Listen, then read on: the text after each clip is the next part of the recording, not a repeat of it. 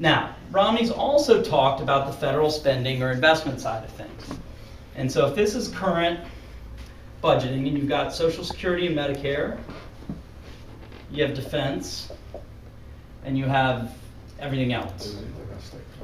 Okay, so that's veterans benefits, that's Medicaid, that's highways, that's Center for Disease Control, et cetera. Now, and Big Bird. education. And Big Bird. Big Bird. Big Bird is in there, yeah. Big Bird is an enormous part of that. I think that covers the Big Bird budget. Now, Romney has been very specific in saying he wants to shrink the total federal spending to this size. He says he wants to keep Social Security and Medicare consistent for 10 years. If you're still around and retired in 10 years, beware. But for those 10 years, he says it's consistent. Again, we'll come to the Medicare stat. He then says he wants to increase defense spending by $2 trillion. And the only way to do that and hit his target, again, this is not complicated math, but it is nonetheless math, is to cut everything else by 40%. Again, a lot of veterans benefits, highways, science, technology, infrastructure, education, a lot of the funding to states.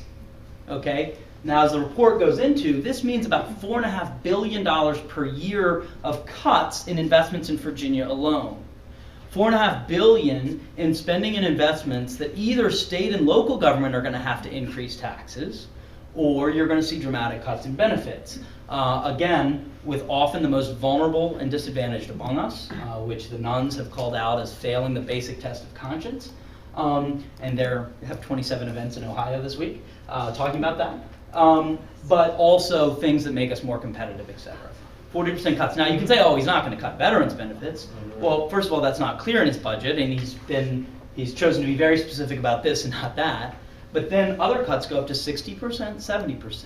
Federal aviation, shutting down local airports, other basic functions. So again, this is just his math. So when we think about that, that's approximately, $1,250 per family in Virginia of cuts in benefits and investments that come back in the various forms we talked about. Okay.